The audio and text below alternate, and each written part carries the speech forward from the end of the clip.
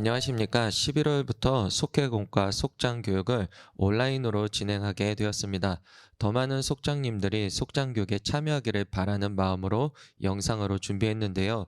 우리 속장님들께서 교육이 가능한 시간, 말씀에 더 집중할 수 있는 시간, 그 시간에 영상을 보시면서 한 달 공과 내용, 그리고 속회 때 나눌 내용을 준비하시면 더 풍성한 속회 모임을 가지실 거라 기대하는 마음으로 준비했습니다. 먼저 찬송 함께 부르신 후 11월 속회공과 속장교육을 시작하도록 하겠습니다.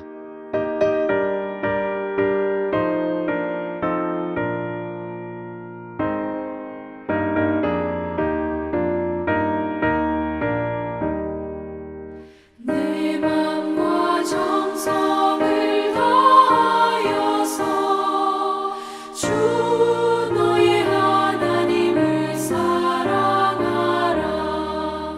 내 몸을 아끼고 사랑하듯 형제와 이웃을 사랑하라. 주께서 우리에게 명하시니 그 명령 따라서 살아가리.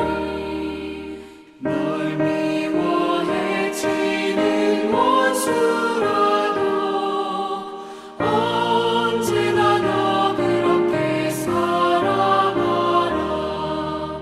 널 핍박하는 자 위에서도 신실한 마음으로 복을 빌라.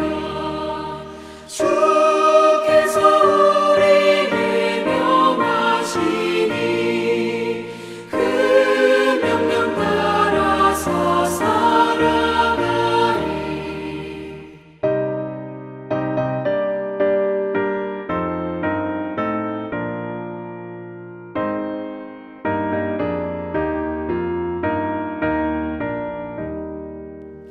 항상 주님을 멀리하고 형제를 사랑하지 못하였다.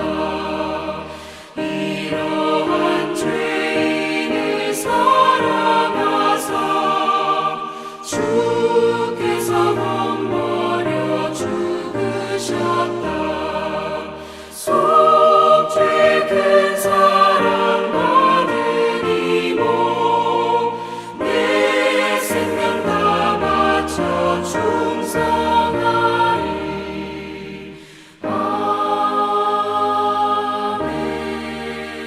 아멘. 기도하고 시작하도록 하겠습니다.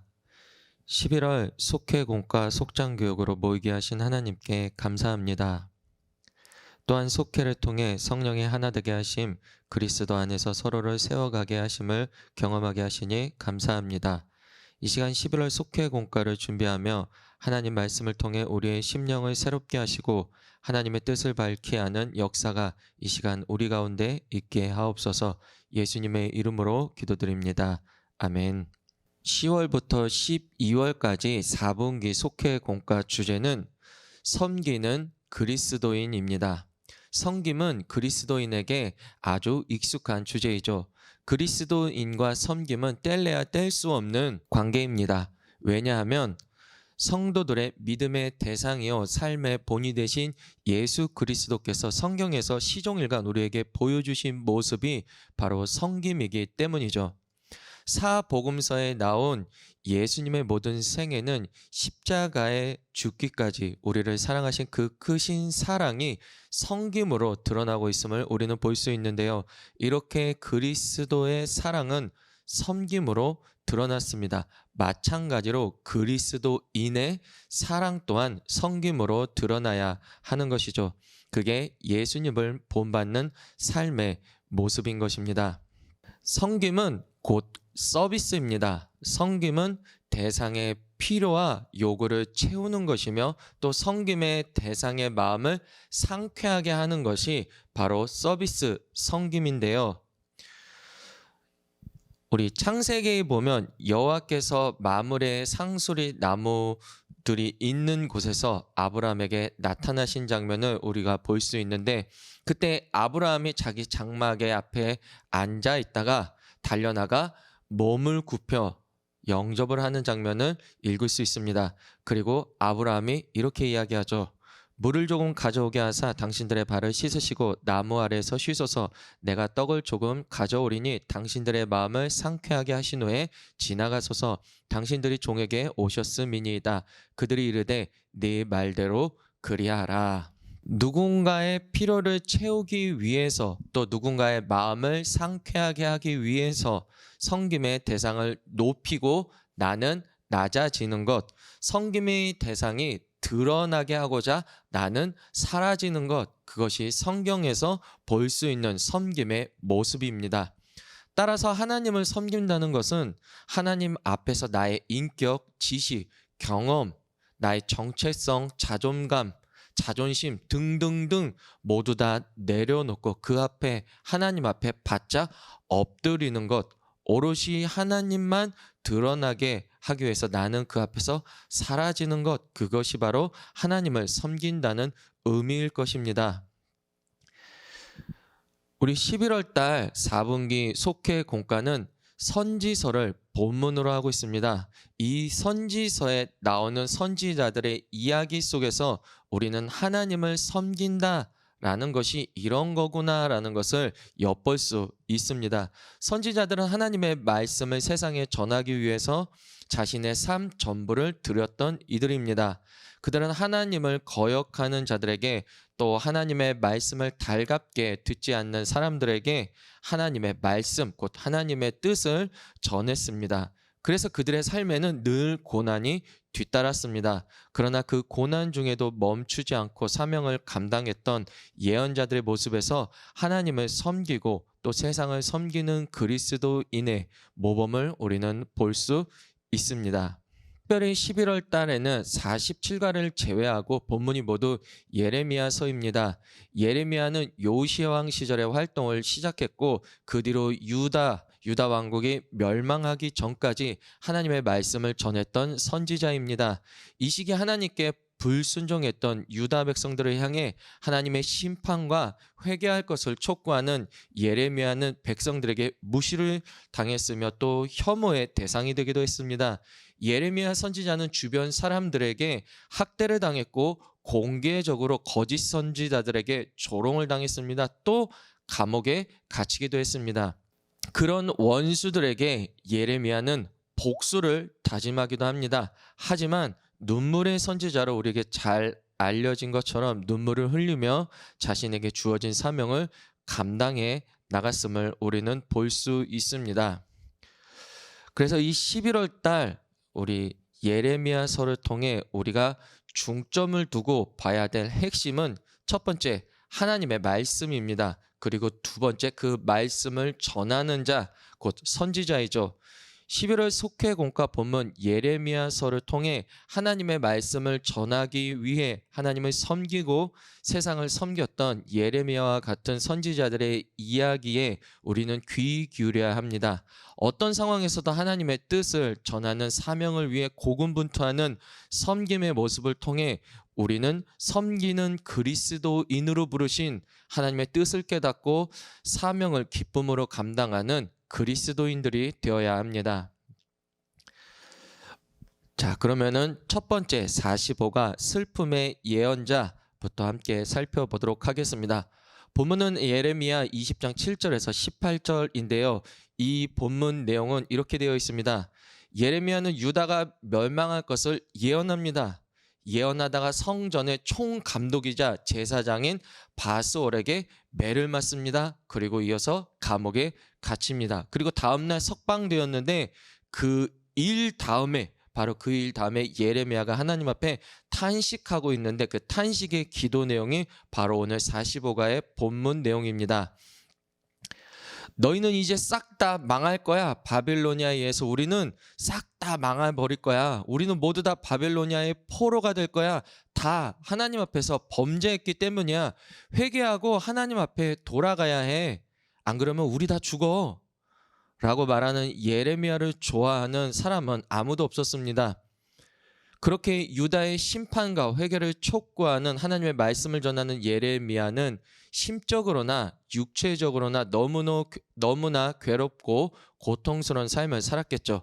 얼마나 고통스러웠으면 하나님께 내 생일이 저주받았으면이라고 탄식하기도 합니다. 그런 와중에도 예레미야는 하나님의 말씀을 전하는 것을 포기하지 않았습니다. 이것이 예레미야의 섬김이었습니다. 하나님의 필요를 채우는 것, 그것은 하나님의 백성들을 향한 하나님의 뜻, 그 마음을 전달하는 것이었습니다. 예레미야는 하나님의 뜻을 이루기 위해, 다시 말해 하나님을 섬기기 위해 자신의 자존심, 안락한 삶을 내려놓고 오롯이 하나님의 뜻 이루는 것에만 집중했습니다. 그것이 어떻게 가능했는지가 바로 45가의 공과 내용에 정리되어 있습니다. 152쪽을 보면 어떻게 예레미야가 그 사명, 말씀 전하는 것을 감당할 수 있었는지 정리되어 있습니다. 첫째, 불타오르는 심정으로 예레미야는 말씀을 전했습니다. 두 번째, 악인들에게서 구원하시는 하나님을 찬양했습니다. 그리고 마지막으로 세 번째, 절박한 심정으로 탄원하며 하나님을 의지했습니다. 이 세 가지를 통해 예레미야는 슬픔 가운데, 환난 가운데서도 하나님을 섬기는 일, 곧 하나님의 뜻을, 하나님의 마음을 전하는 일을 멈추지 않고 계속할 수 있었던 것입니다. 결론 부분에 가서 153쪽에 보면 선지자는 자기 생각이나 사람들이 듣고 싶어하는 말을 외치는 사람이 아닙니다. 하나님의 말씀을 받은 그대로 전하는 이들입니다. 우리도 선지자처럼 생명의 소식을 전해야 합니다. 세상 사람들을 향한 하나님의 희망의 메시지를 들을 수 있도록 전해야 합니다. 섬김이란 이렇게 나를 드러내는 것이 아니라 하나님을 오롯이 드러내는 것입니다. 나의 목소리가 아니라 하나님의 목소리를 전하는 것이죠. 우리를 향하신 하나님의 뜻은 그렇다면 무엇일까요? 또한 우리 속회를 향하신 하나님의 뜻은 무엇일까요? 그것을 알기 위해 함께 모여 기도하고 말씀을 묵상하고 교제를 나누어 보십시오. 그리고 우리를 향하신, 특별히 우리 속회를 향하신 하나님의 뜻이 분명해졌다면, 분명히 알게 되었다면 그것을 위해 예레미야 선지자처럼 온전히 하나님의 말씀만, 그 뜻만을 드러내는 삶을 살도록 노력해 보십시오. 그런데 예레미야가 그랬듯 그 삶은 심적으로, 마음으로나 육체적으로 너무나 어렵습니다. 그래서 우리가 속회로서 또 교회로서 그 어려운 길을 함께 기쁨으로 감당해야 하는 것입니다. 이것이 45가에서 우리가 함께 나눌 수 있는 내용인 것 같습니다. 자, 두 번째, 46가, 우리를 향하신 하나님의 뜻.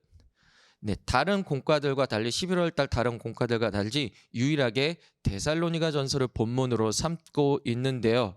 제가 속회공과 책을 집필하지 않아서 왜 갑자기 데살로니가 전서를 본문으로 선정했는지 정확한 이유는 알 수 없지만 아마도 신약 성경에서 하나님의 말씀을 전하는 대표적인 인물이 바울이기 때문이 아닐까 싶습니다.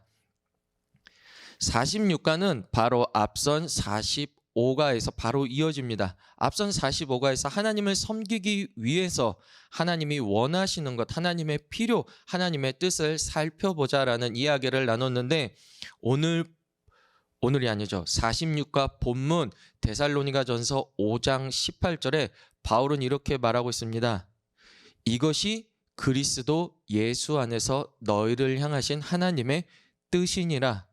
여기서 이것은 우리가 익히 잘 알고 있는 것이죠. 항상 기뻐하는 것, 쉬지 말고 기도하는 것, 범사에 감사하는 것입니다. 46가에서는 바로 이 이야기를 하고 있습니다. 본문 내용을 살펴보면 바울은 2차 선교 여행 중에 데살로니가에 머무는데 강경파 유대인들의 핍박 때문에 그곳에 오래 머무르지 못하고 베레아를 거쳐 아덴, 지금의 아테네를 떠나버립니다. 그리고 그곳에 남겨둔 디모데를 통해 데살로니가 교회의 소식을 듣고 편지를 쓴 것이 바로 데살로니가 전서인 것입니다.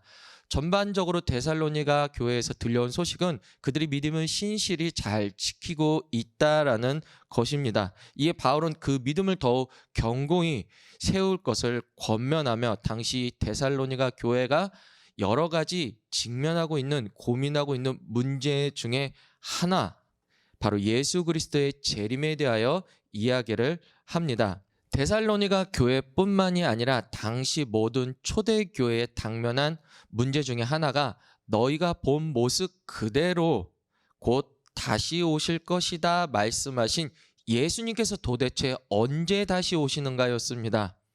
날이 갈수록 믿음 생활 때문에 받는 고난과 환난과 핍박이 점점 심해지는데 도대체 언제까지 더 참아야 하며 도대체 예수 그리스도께서는 언제 다시 오실 것인가? 우리는 언제까지 기다려야 하는가? 이렇게 바울은 데살로니가 교인들이 당면하고 있는 예수님의 재림에 관한 이야기를 편지를 써서 보내며 더불어 예수 그리스도의 재림을 기다리는 그리스도인의 삶의 자세에 대해서 권면의 글을 적어 보냅니다. 그것이 바로 데살로니가 전서의 내용이고 그곳에서 바울은 이렇게 결론과 같은 이야기를 하고 있습니다. 항상 기뻐해야 합니다. 쉬지 말고 기도해야 합니다. 바꿔서 항상 기도해야 합니다. 모든 일에 항상 감사해야 합니다. 그리고 이어서 의미심장한 말을 하죠. 이것이 하나님의 뜻입니다. 그러면 왜 하나님께서 그의 자녀들, 그의 백성들이 항상 기뻐하고 항상 기도하고 항상 감사하는 것을 원하실까요? 바울은 그 이유를 이렇게 이야기합니다. 평강의 하나님이 친히 너희를 온전히 거룩하게 하시고 또 너희의 온 영과 혼과 몸이 우리 주 예수 그리스도께서 강림하실 때에 흠없게 보존되기를 원하노라. 아멘. 항상 기뻐하고 항상 기도하고 항상 감사해야지. 그래야만 예수 그리스도께서 다시 이 땅에 오실 때 그때까지 우리가 흠없게 거룩하게 살 수 있다라는 것입니다. 이에 대한 자세한 내용은 속회공과 46가에 설명되어 있으니 참고하시면 되겠습니다. 우리가 거룩해야지만 거룩하신 하나님 아버지 안에 거할 수 있게 된다라는 것이죠. 이것이 하나님의 뜻이라고 바울은 설명하고 있는 것입니다. 하나님의 뜻을 전하는 것이 하나님을 섬기는 그리스도인이라고 앞서 이야기했습니다. 그렇다면 하나님을 섬기기 위해서 우리는 항상 기뻐해야 하는 것이죠. 어떻게 그것이 가능할 수 있을까요? 우리 함께 속해서 이런 나눔을 하면 좋을 것 같습니다. 먼저 내가 항상 기뻐할 수 없는 이유를 적어보는 것입니다. 몇 가지가 있겠죠? 그리고 그 이유들 뒤에 그럼에도 불구하고 항상 기뻐하자라고 적어보는 거죠. 그렇게 다짐하고 그럴 수 있기를 하나님께 기도하고 또 혼자서는 힘드니까 속회 공동체에서 그 기도 제목을 나누고 도움을 요청하고 그렇게 함께 해보는 거죠. 또 나머지 항상 기도하라, 항상 감사하라 또 마찬가지입니다. 내가 항상 기도하지 못하는 이유 또 항상 감사하지 못하는 이유를 적어보고 속회 모임에서 함께 나누며 기도하며 항상 기도하게 또 항상 감사할 수 있게 항상 기뻐할 수 있게 그렇게 변화될 수 있게 함께 노력해 보는 것도 좋으리라 생각됩니다. 속회는 그런 거 하는 모임인 것입니다. 함께 교제하며 친해지는 것 아주 중요한 것입니다. 하지만 속회의 본질은 작은 교회로서 성도의 공동체라는 사실을 잊으면 안 됩니다. 하나님의 뜻을 이루기 위해 속회는 존재하며 하나님을 섬기고 세상을 섬기기 위해 또 하나님을 사랑하고 세상을 사랑하기 위해 모이고 교제하고 함께 예배 드리는 것 그것이 속회의 본질인 것입니다. 항상 기뻐하고 항상 기도하고 항상 감사하라는 하나님의 뜻을 이루기 위해 서로에게 힘과 위로가 되어주는 성김이 있는 속회가 되시기를 소망합니다. 네, 이어지는 47과 신앙의 위기를 극복하라면 예레미야 26장 1절에서 15절을 본문 삼고 있는데요. 예레미야의 성전 설교라고 불리는 대목입니다. 예레미야가 유다 백성들이 회개하고 하나님께 돌이키지 않으면 성전, 이 예루살렘 성전과 예루살렘 성이 황폐될 것이라고 그 하나님의 말씀을 전합니다. 여기서 중요한 사실은 예레미야가 그 소식을 성전 뜰 한가운데서 그 심판의 말씀을 전하고 있다는 사실입니다. 예루살렘 성전에 모인 수많은 사람들이 예레미야의 외침을 듣고 분노하고 그래서 예레미야를 죽이려고 합니다. 이와 같이 하나님의 뜻을 전하는 일은 어려움과 고난이 따르기 마련이죠. 물론 일반적으로 우리 성도들이 죽을 위기에 처하는 일은 있을까 말까 한 일이지만 그럼에도 고통스러운 심정은 죽음의 위기 앞에 놓인 예레미야 못지않게 어렵고 힘듭니다. 그럴 때 우리는 어떻게 해야 할까요? 그런 상황 속에서도 하나님을 섬기고 세상을 섬기기 위해서 우리는 어떻게 해야 할까요? 말씀입니다. 하나님의 말씀인 것입니다. 47과는 이 내용을 보다 자세하게 우리에게 설명해 줍니다. 먼저 첫 번째, 선포되는 말씀에 가감 없이 더하고 빼임 없이 우리의 귀를 기울여야 합니다. 두 번째, 말씀에 순종하면 재앙이 닥쳐옴을 우리는 알아야 하는 것이죠. 세 번째, 잘못된 행실을 고치고 주님께 순종해야 합니다. 눈물의 선지자 예레미야는 영적 암흑의 시대에 죽음을 무릅쓰고 백성의 죄악된 행위들을 지적하며 주님의 말씀을 선포했습니다. 주의 말씀을 전하는 이는 말씀을 가감없이 전해야 하고 성도는 나에게 주시는 모든 말씀을 나를 위한 말씀으로 듣고 따라야 합니다. 책망의 말씀을 들어도 아멘으로 받아들이며 돌이키는 믿음이 우리에게 있기를 바랍니다. 마지막 48과 마음에 기록된 새 언약은 예레미야 31장 31절에서 40절을 본문으로 삼고 있는데요. 이 본문 말씀은 하나님께서 다가올 새 시대에 옛 언약인 모세의 율법 그 언약을 새롭게 갱신하여 더 완전한 언약을 세우신다라는 선언인 것입니다. 이 본문 앞에는 하나님께서 포로로 사로잡힌 자들을 다시 고향으로 돌아오게 하는 환상을 예레미야가 봅니다. 아무리 하나님의 말씀을 전하고 또 전하여도 돌아오는 건 무시와 조롱뿐이고 온갖 학대와 목숨을 잃기 이를 위기 속에서도 하나님의 뜻을 전하여도 바뀌는 것 하나 없이 점점 패망의 길로 가고 있는 유다 백성들을 보며 예레미야는 마음이 아프고 또 답답했을 것입니다.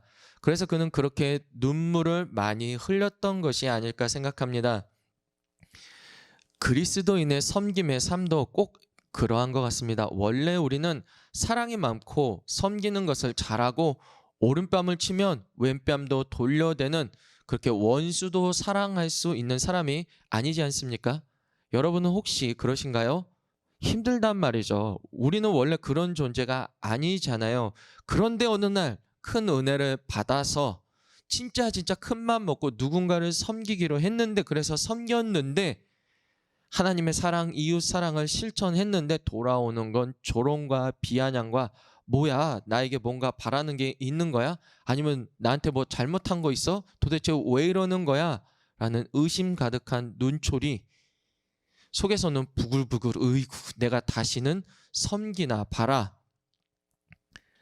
그렇게 마음 먹고 또 다시 예배하는 자리, 기도하는 자리에 나와 나의 부족함에도 여전히 나를 사랑하신다 말씀하시는 주님의 음성에 주님의 위로하심에 만져주심에 나의 얼어붙었던 마음이 눈노뚝 녹아내리고 주님 내가 그거밖에 안 됩니다. 하지만 주님께서 나를 사랑하시고 나와 함께 하시고 내 몸과 같이 사랑하라 하시니 내가 또 섬기기 위해 노력하겠습니다. 예수님처럼 또 낮아지고 또 낮아집니다. 하고 나의 삶의 자리에 돌아와서 그리스도인으로 섬김의 삶을 살아갑니다. 48과 본문에서 예레미야를 통해 이스라엘에게 허락하신 하나님의 새 언약은 이런 의미를 가지고 있습니다. 바로 우리의 낮아지고 무너진 마음을 다시 새롭게 힘을 얻게 하는 것이죠. 그 내용이 공과 교재에 잘 기록되어 있는데요. 이렇게 요약하고 있습니다. 첫째, 새 언약은 백성의 마음에 기록됩니다. 두 번째, 새 언약의 백성은 결코 버림받지 않습니다. 세 번째, 새로운 도성에 대하여 새 언약, 하나님은 약속하십니다. 결론적으로 48과에서는 하나님은 예레미야를 통해 이스라엘 모든 종족의 하나님이 되고 그들은 내 백성이 되리라고 하신 약속의 말씀은 우리 마음에 기록된 새 언약인 것입니다. 완전한 회복에 대한 약속의 말씀이죠. 이 약속 때문에 우리는 날마다 새 힘을 얻어 하나님을 섬기고 세상을 섬길 수 있는 것입니다.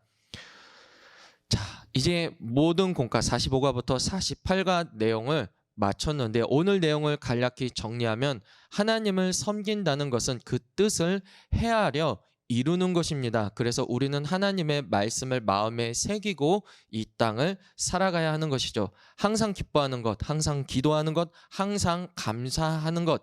이따금이 아니라 항상입니다. 꽤 자주가 아니라 항상입니다. 이것이 우리를 향하신 하나님의 뜻이라는 것입니다. 기뻐할 수 없는 순간에도 기뻐할 수 있는 이유, 기도할 수 없는 순간에도 기도할 수 있는 이유, 감사할 수 없는 순간에도 감사할 수 있는 이유, 바로 예수 그리스도 때문인 것입니다. 새 생명, 새 언약을 우리에게 허락하신 예수 그리스도 때문인 것입니다. 그 예수님께서 우리를 교회로 삼아주신 것입니다. 우리 속회를 교회로 부르셨습니다. 어쩌면 하나님을 섬긴다는 것은 우리에게 허락하신 속회를 사랑하고 아끼는 것이라고도 볼 수 있겠습니다. 모이기를 힘쓰며 함께 기뻐하고 함께 기도하고 함께 감사하는 속회, 거기에서 하나님을 향한 섬김, 세상을 향한 섬김이 시작되는 것입니다. 11월 달 그런 섬김이 가득한 속회가 되시기를 기도하겠습니다. 우리 함께 속회를 위해 함께 기도하고 제가 마무리하고 마치도록 하겠습니다. 원하시는 세상으로 나 자신을 낮추는 섬김으로 내 발을 닦아주사 먼저 섬기시고 서로 사랑하라고 말씀하시었네. 하나님이 원하시는 세상으로 나 자신을 드리는 섬김의 모습이 되기를 높아지면 그가 낮추시리. 우리가 낮아지면 그가 높이시리. 하나님이 원하시는 세상으로 나 자신을 낮추는 섬김으로. 그렇습니다, 주님. 우리 속회 가운데 하나님의 나라가 이루어지는 놀라운 역사가 일어나길 간절히 기대하고 또 기대합니다. 그것을 위해 11월 한 달 하나님을 섬기고 이웃을 섬기기 위해 부단히 노력하는 우리 모두가 되게 하여 주옵소서. 눈물로 기도했던 예레미야 선지자처럼 섬기는 그리스도인이 되기 위해 서로를 위해 기도하는 속회가 되게 하시고 어려움과 고난 가운데에서도 하나님의 약속의 말씀 붙잡고 주어진 삶을 넉넉히 살아내는 우리 모두가 되게 하여 주옵소서. 11월 한 달 속회 모임 가운데 함께 하실 것을 믿으며 예수님의 이름으로 기도드립니다. 아멘.